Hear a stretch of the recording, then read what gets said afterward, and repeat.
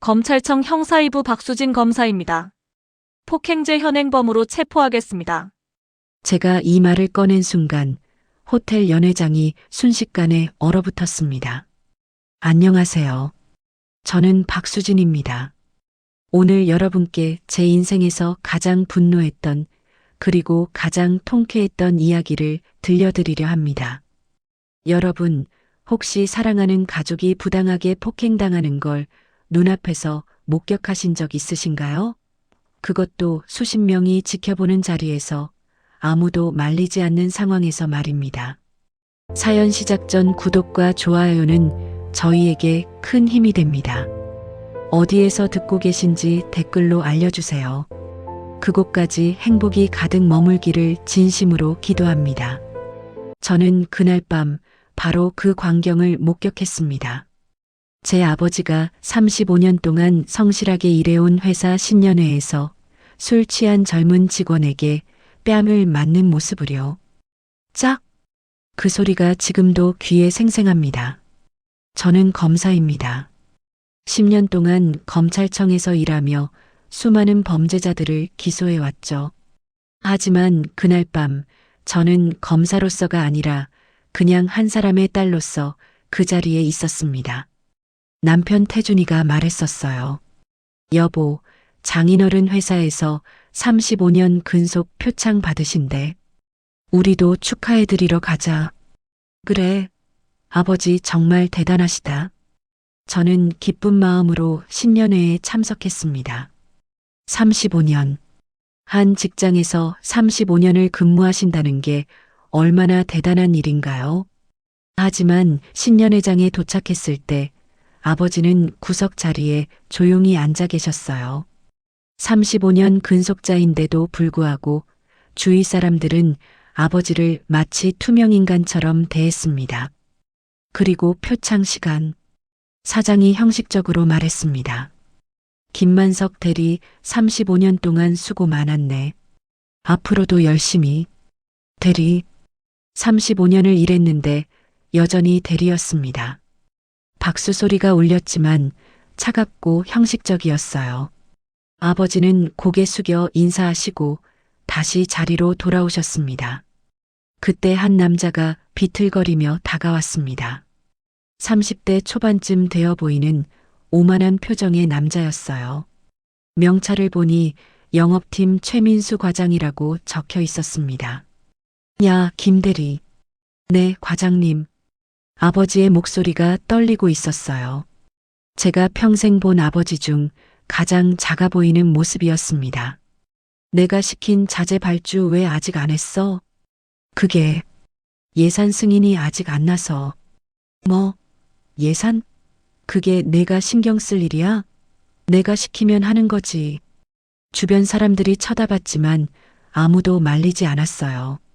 오히려 고개를 돌리거나 못 본 척했습니다. 그 순간이었습니다. 짝! 최민수가 아버지 뺨을 때렸습니다. 호텔 연회장이 순간 조용해졌어요. 음악은 계속 흘러나왔지만 사람들의 대화 소리는 뚝 끊겼습니다. 저는 그 자리에서 벌떡 일어났습니다. 온몸에 피가 거꾸로 솟구쳤어요. 하지만 아버지가 저를 보며 고개를 저으셨습니다. 눈빛으로 괜찮다고 말씀하시는 것 같았어요. 괜찮다고요? 아버지 뺨이 빨갛게 부어오르고 있었어요. 그런데 괜찮다고요? 최민수가 다시 소리쳤습니다. 야, 김대리. 너 같은 무능한 놈이 35년씩이나 회사에 붙어 있으니까 회사가 발전을 못하는 거야. 알겠어? 주변 사람들은 여전히 침묵했습니다. 심지어 몇몇은 피식 웃기까지 했어요. 저는 더 이상 참을 수 없었습니다. 최민수에게 다가갔습니다. 실례지만 지금 뭐 하시는 겁니까? 최민수가 저를 위아래로 훑어보며 비웃었어요. 뭐야, 당신 누구야? 여기 회사 행사인데 부인분들은 조용히 좀 계셔. 김만석 대리의 딸입니다. 아, 그래. 딸이면 어쩔 건데? 아버지 교육 못 시킨 것도 모자라서 딸까지 나서? 제 손이 떨렸습니다. 하지만 침착하게 가방을 열었어요.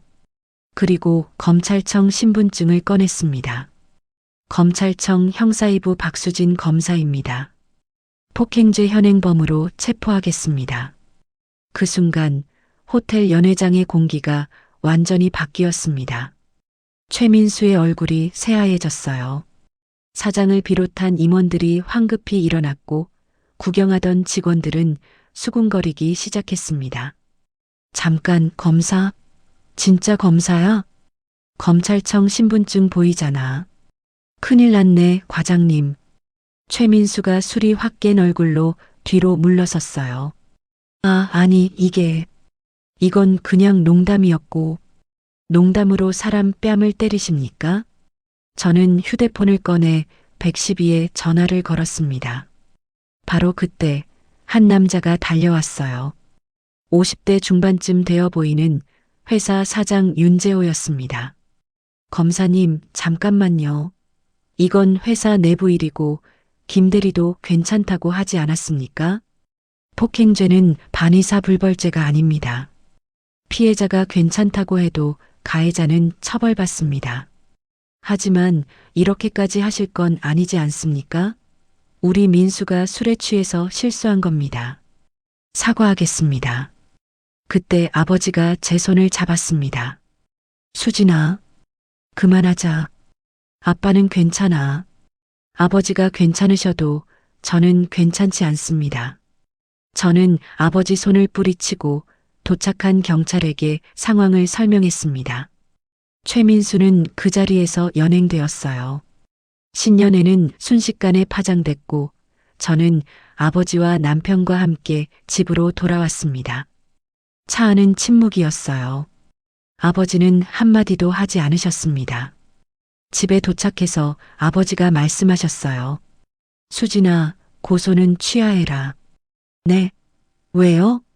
아빠가 내일부터 회사 다녀야 하는데 이러면 못 다녀. 아버지를 때린 사람인데요? 그래도 아빠는 괜찮아. 하지만 저는 아버지 눈빛을 봤습니다. 괜찮지 않으셨어요. 전혀. 구독자 여러분, 그날 밤 저는 결심했습니다. 반드시 진실을 밝히겠다고. 아버지가 왜 35년 동안 대리로 남아 계셨는지, 왜 저렇게 당하고도 참으셔야 했는지, 그리고 제가 발견한 진실은 상상했던 것보다 훨씬 더 충격적이었습니다. 아버지는 비겁해서 참은 게 아니었습니다. 바로 저 때문이었습니다. 대체 무슨 일이 있었던 걸까요? 그리고 그 회사에는 어떤 비밀이 숨겨져 있었던 걸까요? 지금부터 그 이야기를 들려드리겠습니다.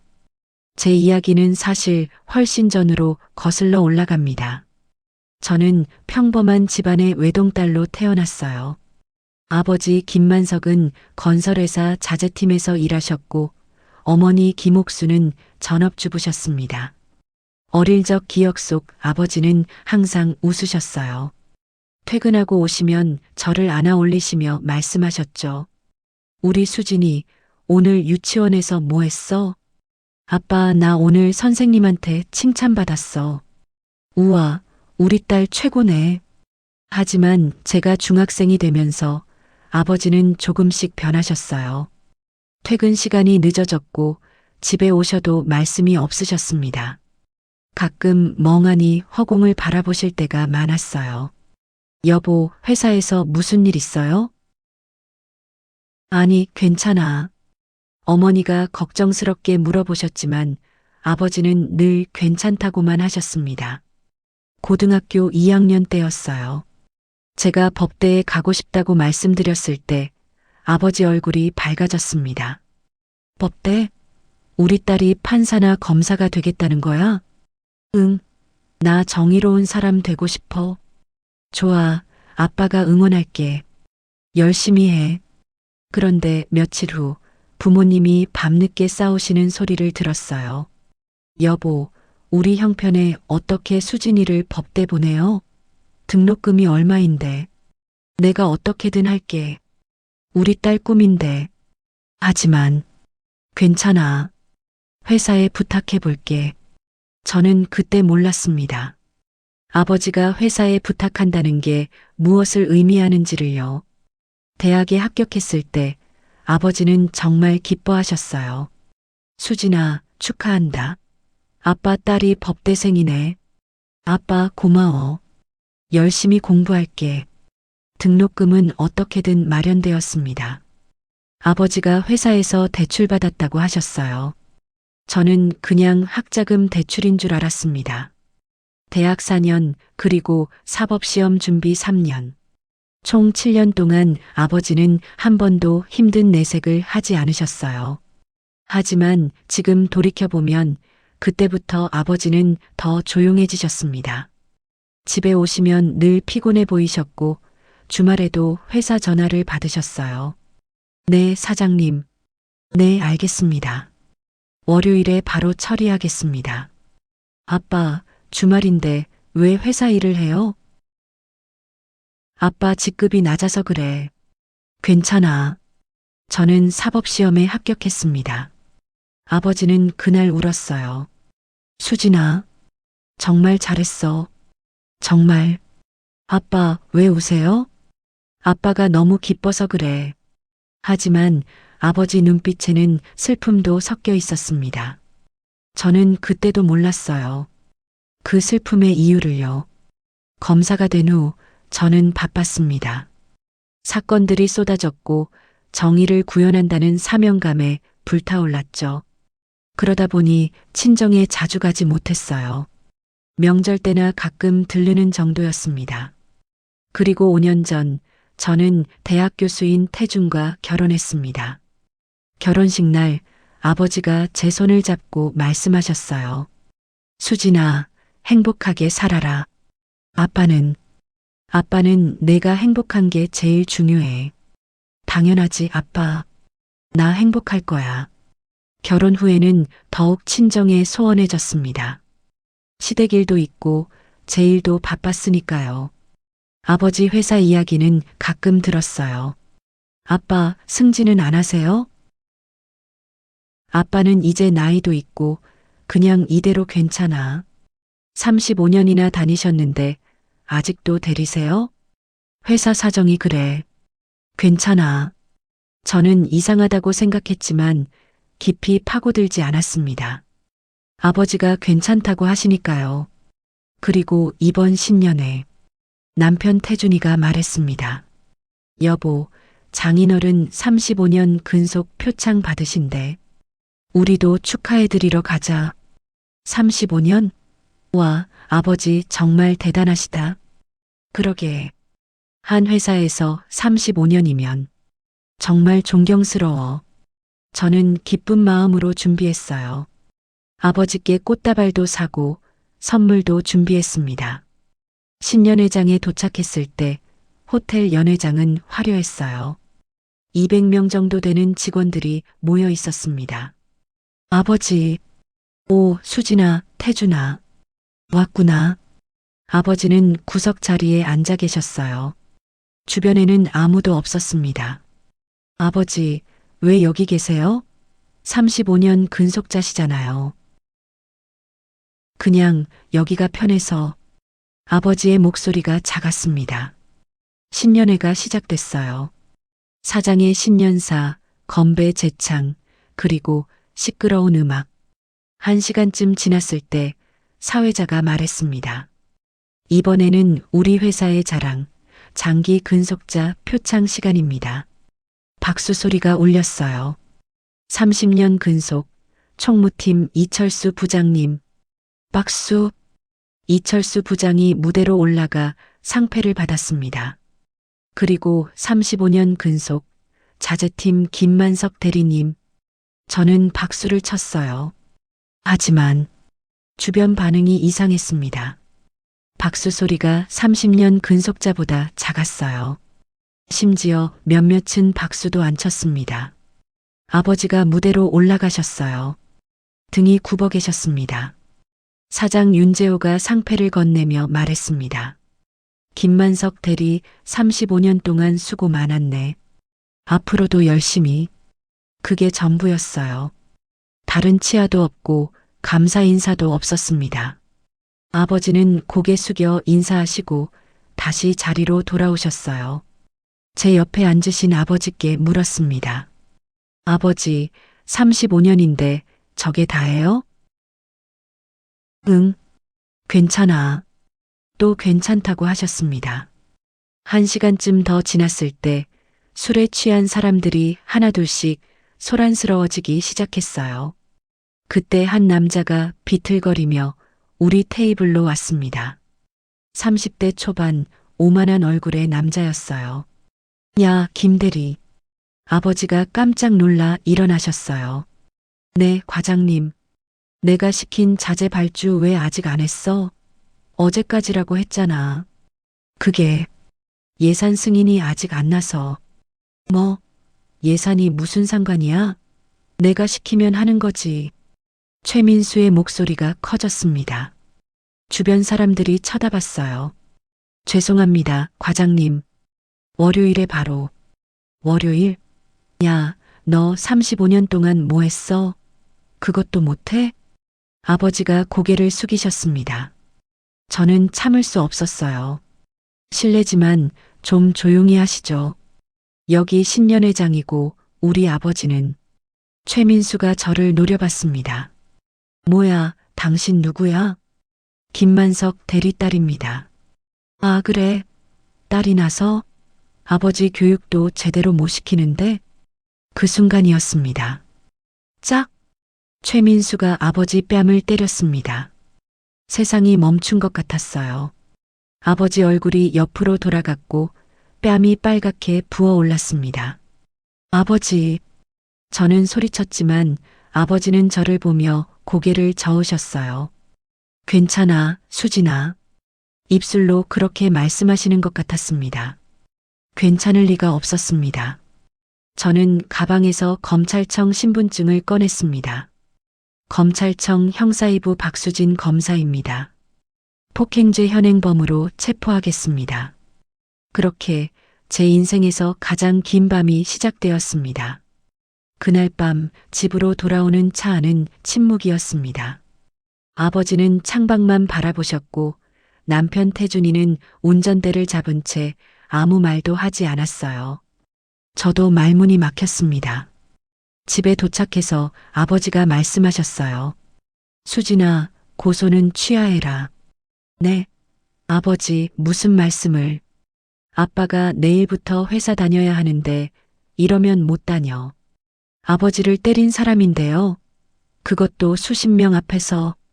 그래도 저 사람이 사장 조카야. 아빠가 감당할 수 없어. 저는 믿을 수 없었습니다. 아버지, 35년 동안 그렇게 사셨어요? 맞고도 참으시고? 아버지는 대답하지 못하셨어요. 그저 고개만 떨구셨습니다. 아빠는 괜찮아. 너만 괜찮으면 돼. 그날 밤 저는 잠을 이룰 수 없었습니다. 다음 날 월요일 저는 최민수를 정식으로 고소했습니다. 피고소인 최민수를 폭행죄로 고소합니다. 하지만 아버지한테서 전화가 왔어요. 수진아, 제발 부탁이야. 고소 취하해줘. 아버지, 왜 그러세요? 회사에서 아빠한테 압력을 넣어. 고소 취하 안 하면 해고하겠대. 그게 무슨 말도 안 되는 소리예요. 그건 부당해고잖아요. 수진아, 아빠는 이제 60 가까이 됐어. 다시 취직할 수도 없어. 제발. 아버지 목소리가 떨리고 계셨습니다. 저는 분노했지만 아버지를 설득할 수 없었어요. 대신 다른 방법을 선택했습니다. 회사를 조사하기 시작한 거죠. 검찰청 동료들에게 부탁했습니다. 대한건설이라는 회사 좀 알아봐 줄래? 왜? 무슨 사건이야? 개인적인 일이야. 근데 뭔가 수상해. 자료들이 모이기 시작했습니다. 대한건설, 최근 5년간 직원 폭행 사건 7건, 모두 합의로 종결, 합의금 총액 2억 원 이상, 가해자 대부분이 최민수. 이게 뭐야? 더 파고들었습니다. 불법 하도급 의혹, 비자금 조성 의혹, 직원 강요죄 다수, 그리고 가장 충격적인 자료를 발견했습니다. 3년 전 내부 고발 문건이었어요. 대한건설 내부 고발합니다. 사장 윤재호와 조카 최민수는 직원들을 상습 폭행하고 회사 자금을 횡령하고 있습니다. 증거 자료를 첨부합니다. 고발인 이름은 가려져 있었지만 첨부된 문서들 중에 하나가 눈에 띄었습니다. 자재팀 내부 문서였어요. 이걸 자재팀 사람이 고발한 건가? 그리고 그 문서 하단에 작은 글씨가 있었습니다. 작성자 김만석. 제 심장이 멎는 것 같았습니다. 아버지가 3년 전에 회사를 고발하셨던 거예요? 급하게 아버지께 전화했습니다. 아버지, 3년 전에 회사 고발하신 거 맞아요? 침묵이었습니다. 아버지, 대답해 주세요. 어떻게 알았어? 검찰청 자료에 남아 있어요. 아버지가 작성하신 문서요. 아버지가 한숨을 쉬셨어요. 그래. 아빠가 고발했어. 더 이상 참을 수 없어서. 그런데 왜 아무 일도 안 일어난 거예요? 회사가 돈으로 무마했어. 담당 검사한테 로비했는지 어떻게 했는지 결국 무혐의 처리됐어. 그리고 아버지는요? 아빠는 회사한테 들켰어. 누가 고발했는지. 그래서 아버지 목소리가 떨렸습니다. 그래서 뭔데요? 최민수가 아빠를 불러서 때렸어. 그리고 말했지. 입 닥치고 있으면 용서해 주겠다. 하지만 한마디라도 더 하면 넌 끝이야라고. 저는 휴대폰을 꽉 쥐었습니다. 그런데도 계속 다니신 거예요? 아빠는 다른 선택이 없었어. 왜요? 왜 없었어요? 아버지는 한참을 침묵하시다가 말씀하셨습니다. 수진아, 오늘 저녁에 집에 와라. 엄마랑 아빠가 할 얘기가 있어. 그날 저녁 저는 친정집으로 갔습니다. 어머니와 아버지가 거실에 앉아 계셨어요. 두 분 다 표정이 무거웠습니다. 수진아, 앉아라. 무슨 일인데요? 어머니가 먼저 말씀하셨어요. 수진아, 너 대학 다닐 때 등록금 어떻게 냈는지 알아? 아버지가 회사에서 학자금 대출 받으셨다고 하셨잖아요. 그게 정확히는 대출이 아니었어. 네. 아버지가 고개를 들었습니다. 아빠가 회사 사장한테 돈을 빌렸어. 5천만 원을. 회사한테요? 그래. 학자금 대출은 금리가 너무 높았어. 그리고 아빠 신용으로는 큰 금액을 빌리기 어려웠지. 그래서 사장한테 머리 숙이고 빌렸어. 어머니가 눈물을 닦으셨어요. 내가 법대 들어가고 사법시험 준비한다고 했을 때 우리한테 그런 돈이 없었어. 아버지 월급으로는 감당이 안 됐지. 그래서 아버지가 응. 아빠가 사장 앞에 무릎 꿇고 빌었어. 딸 대학 보내야 한다고. 제 눈에서 눈물이 쏟아졌습니다. 사장이 조건을 걸었어. 무슨 조건이요? 첫째, 그 돈 다 갚을 때까지는 회사 그만두지 말 것. 둘째, 회사 일에 대해선 함구할 것. 셋째, 승진 같은 건 기대하지 말 것. 그래서 아버지가 35년 동안 대리로. 응. 아빠는 15년 동안 그 빚을 갚았어. 매달 월급에서 30만 원씩 빠져나갔지. 작년에 겨우 다 갚았어. 어머니가 계속 말씀하셨어요. 근데 수진아, 문제는 그게 다가 아니야. 뭐가 더 있어요? 아버지가 3년 전에 회사를 고발했을 때 회사가 보복했어. 아버지를 징계위원회에 회부하겠다고 했어. 무슨 명목으로요? 직무유기, 기밀 유출, 온갖 죄목을 다 붙였어. 그리고 말했지. 만약 징계가 확정되면 너는 해고당하고 퇴직금도 못 받고 15년 동안 갚은 돈도 전부 토해내야 한다고. 그게 말이 돼요? 안 되지. 하지만 저들은 힘이 있었어. 변호사도 있고 돈도 있고 아빠는 그냥 말단 직원일 뿐이었어. 아버지가 고개를 숙이셨습니다.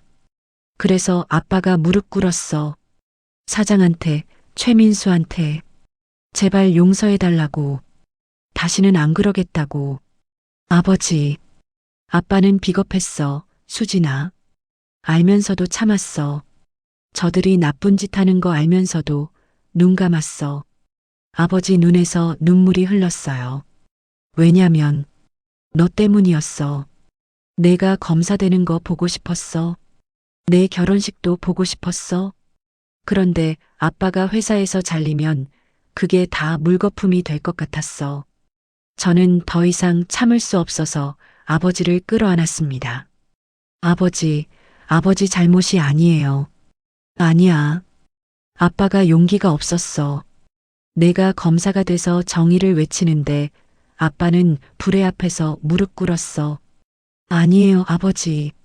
아버지는 저를 위해서 싸우신 거예요. 우리는 한참을 울었습니다. 그날 밤 저는 결심했습니다. 아버지가 15년 동안 참았던 것들, 35년 동안 삼켰던 것들, 이제는 제가 풀어드리겠다고. 검사인 제가, 정의를 외치는 제가 제대로 싸워드리겠다고. 다음 날부터 본격적인 수사를 시작했습니다. 대한건설의 모든 것을 파헤치기 시작했어요. 그리고 놀라운 것들을 발견했습니다.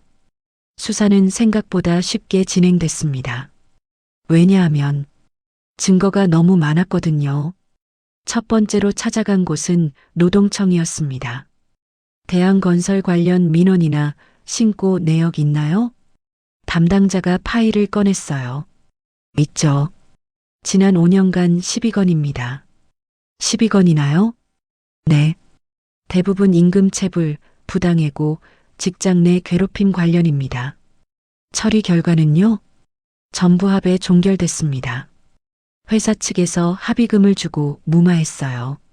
합의금 총액을 보니 3억이 넘었습니다. 두 번째로 만난 사람은 대한건설 전직 직원이었어요. 저는 2년 전에 퇴사한 이정민입니다. 왜 퇴사하셨나요? 최민수 과장한테 맞았어요. 3번이나 견딜 수가 없었죠. 고소는 안 하셨나요? 했죠. 근데 회사에서 합의하자고 하더라고요. 5천만 원 주겠다고. 그 돈 받고 조용히 나가라고. 받으셨어요? 네. 저도 먹고 살아야 했으니까요. 그는 고개를 떨궜습니다. 근데 후회돼요. 그 뒤에도 피해자가 계속 나왔다는 걸 알았거든요. 제가 제대로 싸웠으면. 아니에요. 당신 잘못이 아닙니다. 저는 그에게 증언서를 받았습니다. 세 번째로 만난 사람은 회사 하청업체 대표였어요. 최민수가 저희한테 리베이트를 요구했어요. 공사 건당 10%씩. 증거가 있나요? 녹취록 있습니다. 그리고 송금 내역도요. 파일을 받았습니다. 최민수 계좌로 들어간 돈이 5년간 30억이 넘었어요. 이걸 왜 진작 신고 안 하셨어요? 신고하면 저희가 일을 못 받잖아요. 대한건설이 이 업계에서 큰 손이거든요. 이제라도 신고하시는 이유는요? 더 이상 참을 수가 없어요. 저번엔 제 직원을 때렸어요. 최민수가 자기 마음에 안 든다고. 증거는 계속 쌓여갔습니다. 그리고 저는 회계 자료를 분석했어요. 회사 장부를 확보하는 건 쉽지 않았지만 내부 제보자가 나타났습니다. 저는 대한건설 경리팀 직원입니다. 익명으로 제보하고 싶습니다. 무엇을 제보하시려고요? 회사가 비자금을 조성하고 있어요. 사장 윤재호와 최민수가 매달 회사 돈을 빼돌립니다. 얼마나요? 5년간 총 50억 정도 됩니다. 증거가 있나요? 제가 경리팀에서 일하니까 이중장부를 봤어요. 파일 드릴게요. USB를 받았습니다. 집에 와서 파일을 열어봤을 때 저는 경악했습니다. 회사 자금 50억이 사라져 있었어요. 명목은 기타 경비, 접대비, 컨설팅 비용 등이었지만 실제로는 사장과 최민수 개인 계좌로 들어갔습니다. 이 정도면 횡령죄로 기소할 수 있어. 하지만 한 가지 문제가 있었습니다. 아버지였어요. 아버지는 자재팀 대리로서 이 모든 불법을 알고 있었을 가능성이 높았습니다. 만약 제가 회사를 고발하면 아버지도 공범으로 조사받을 수 있었어요. 고민이 깊어졌습니다. 그날 밤 남편 태준이가 말했어요. 여보, 장인어른 걱정되는 거 알아.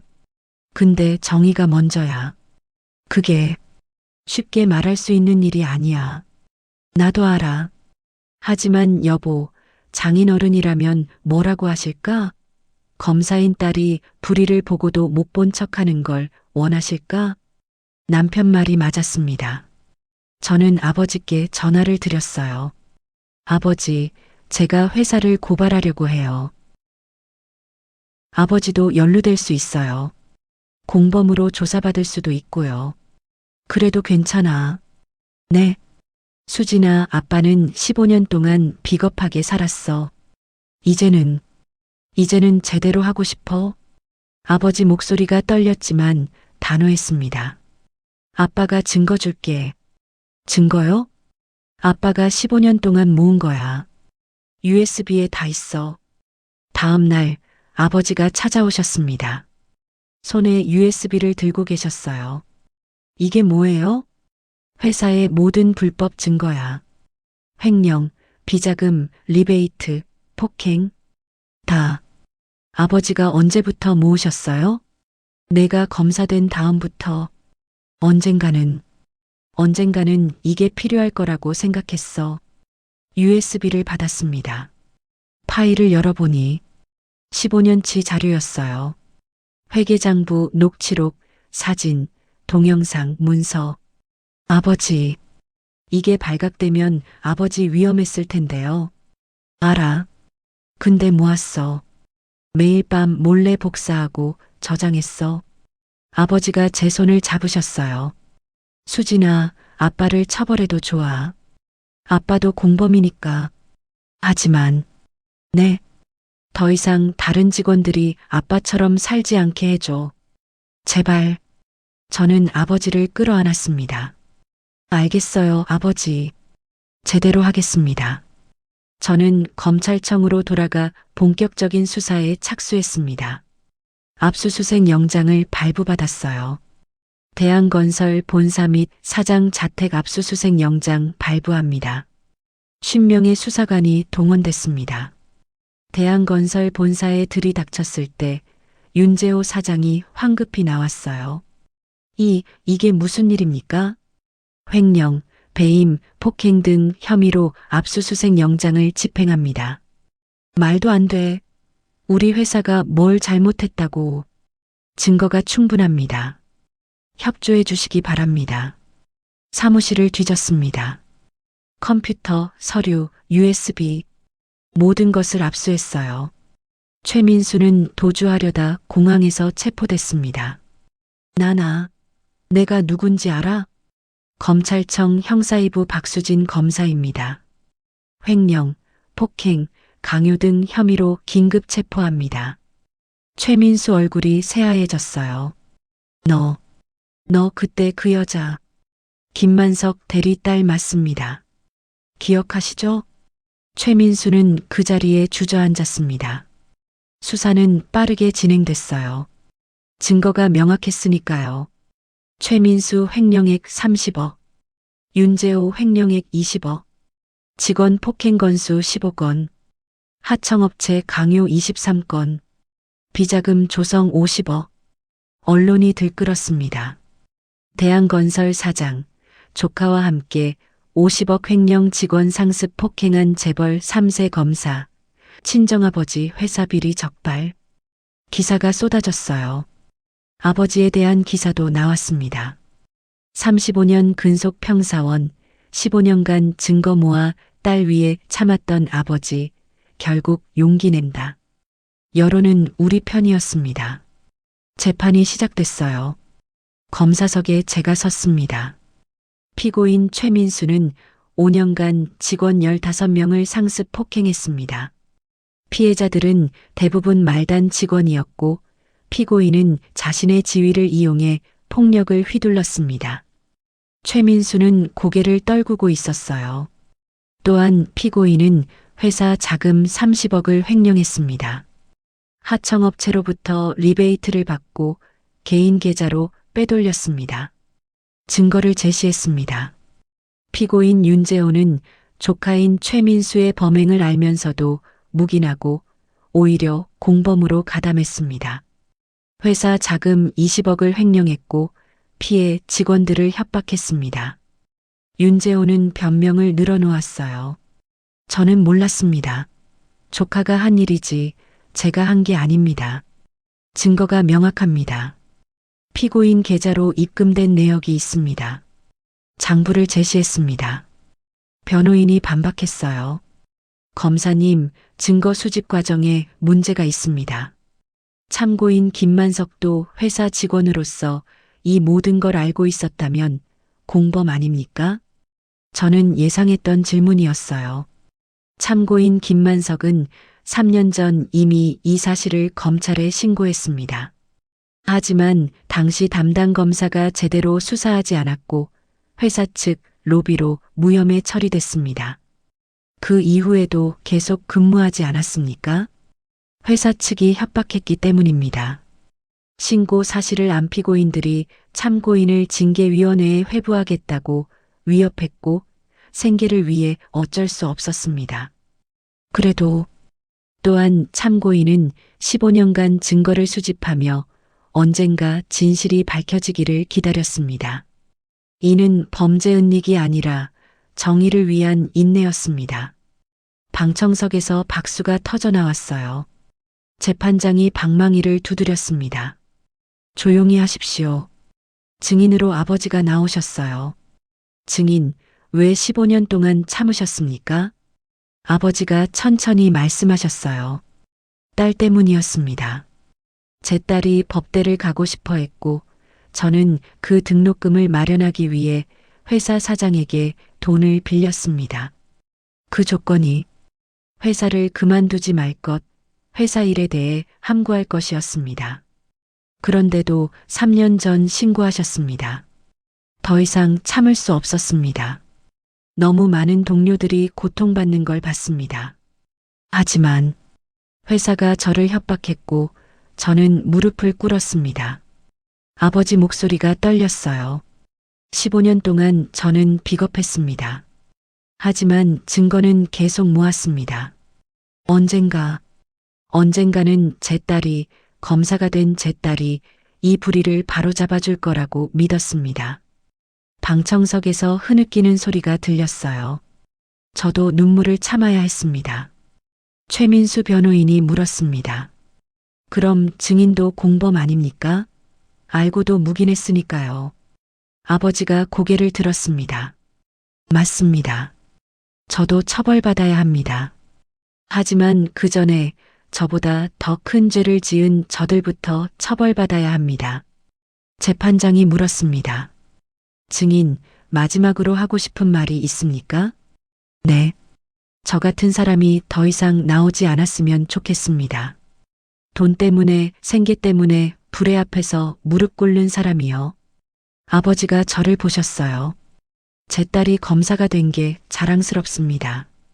이제 저는 떳떳합니다. 재판이 끝나고 한 달 후 판결이 나왔습니다.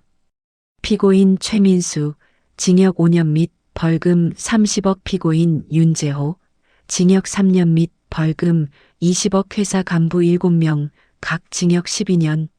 법정이 술렁였어요. 최민수는 그 자리에서 무너졌고 윤재호는 항소하겠다고 소리쳤지만 소용없었습니다. 아버지는 무혐의 처리됐습니다. 참고인 김만석은 강요에 의한 묵인으로 범죄 성립 안 됨.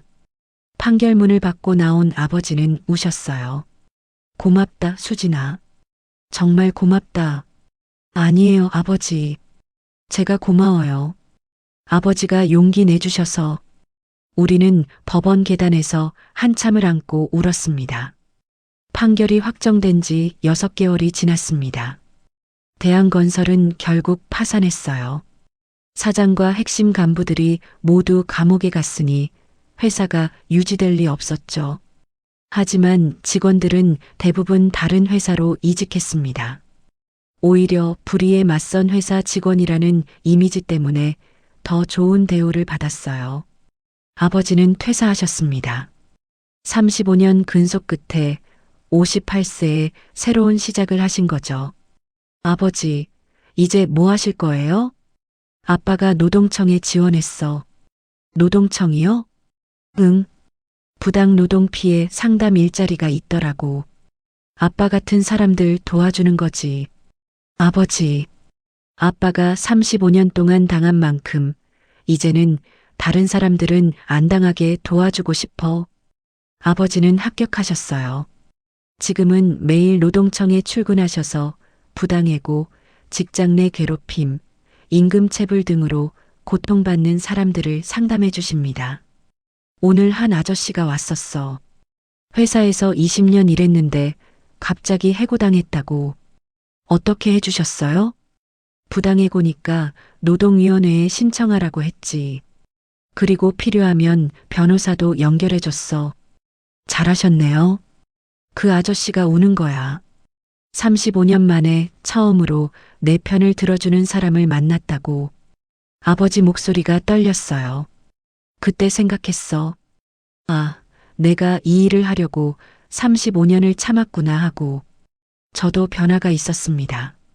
검찰청 내에 직장 내 괴롭힘 전담팀이 신설됐고 제가 팀장을 맡게 됐어요. 수진 검사, 이번 사건 때문에 위에서 새 팀 만들기로 했대요. 정말요? 네.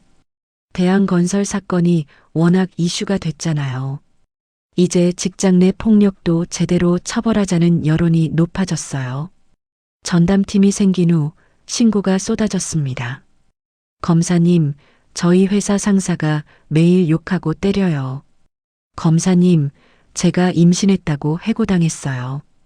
검사님, 월급을 6개월째 안 줘요. 하나하나 처리했어요. 증거를 모으고 가해자를 기소하고 피해자를 보호했습니다. 1년 동안 우리 팀이 처리한 사건만 300건이 넘었어요. 그중 95%가 피해자 승소로 끝났습니다. 어느 날 한 여성이 찾아왔어요. 검사님, 저 대한건설 다녔던 이영희입니다. 아, 그때 증언해 주셨던 분이시죠? 네. 감사 인사드리러 왔어요. 무슨요? 검사님 덕분에 저희 같은 피해자들이 목소리를 낼 수 있게 됐어요. 이제는 회사에서 함부로 못해요. 제가 한 게 아니라 제 아버지가 하신 거예요. 김만석 대리님, 정말 대단하신 분이에요. 저도 그분처럼 용기 내서 신고했어요.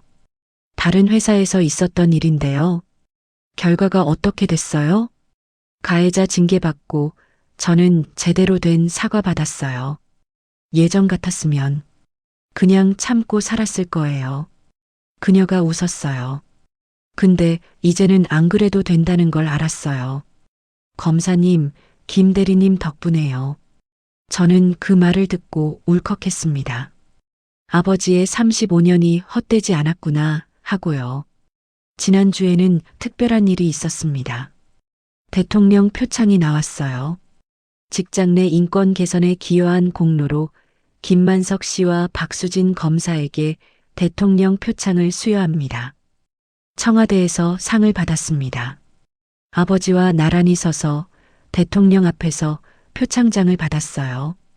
김만석 씨 35년간 고생 많으셨습니다. 당신의 용기가 많은 사람을 구했습니다.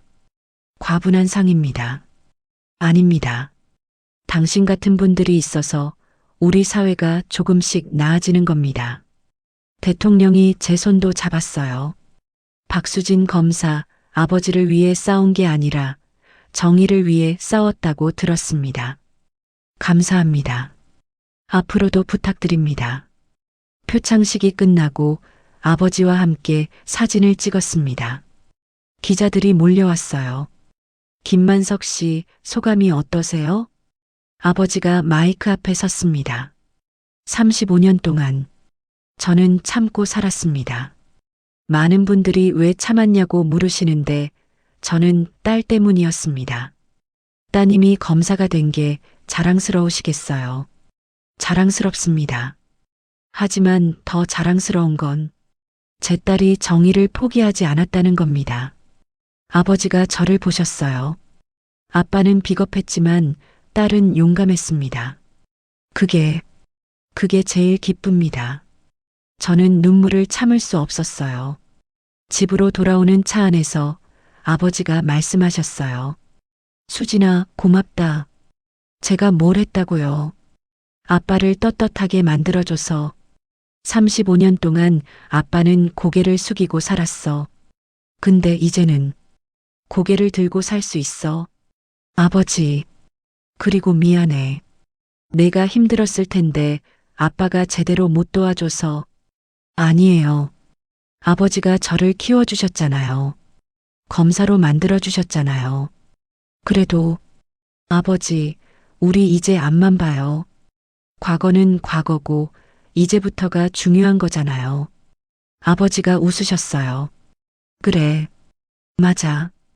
요즘 저는 매주 토요일마다 아버지와 함께 봉사활동을 갑니다. 노동상담 봉사예요. 안녕하세요. 저는 검사 박수진입니다.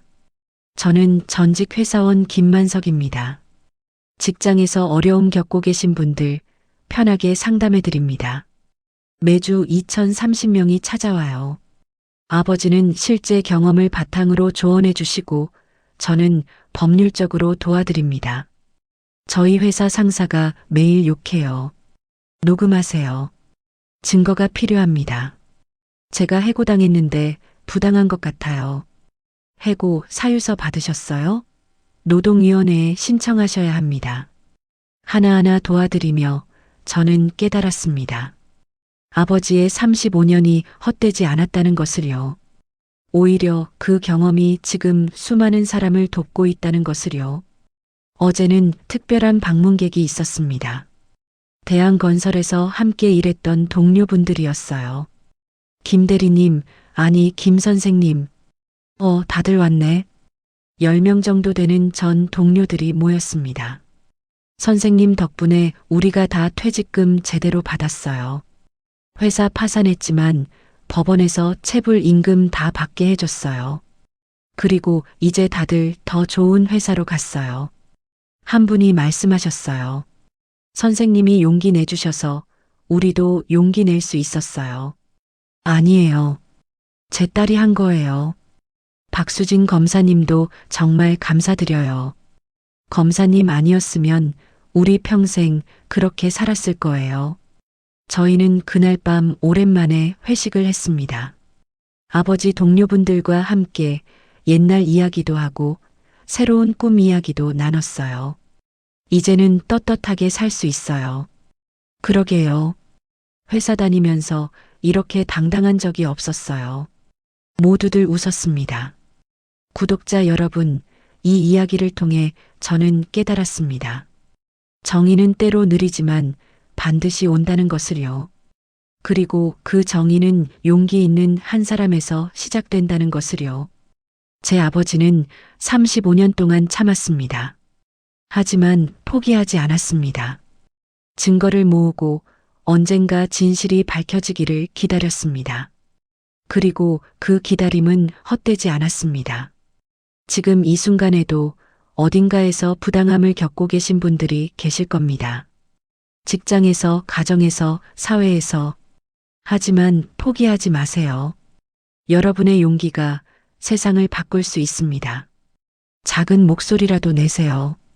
도움을 요청하세요. 증거를 모으세요. 그리고 정의를 믿으세요.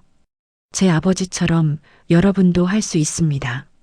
오늘도 노후의 라디오북 채널이 앞으로 당신의 인생을 더욱 따뜻하고 행복하게 만들 수 있는 작품을 드릴 테니 구독과 좋아요 꼭 부탁드립니다. 구독자 여러분, 오늘도 행복한 하루 되세요. 그리고 기억하세요. 침묵은 악을 키우지만 용기는 세상을 바꾼다는 것을요. 부당함 앞에서 참지 마세요. 당신은 혼자가 아닙니다. 여러분 모두 건강하시고 정의로운 세상을 함께 만들어가요. 감사합니다.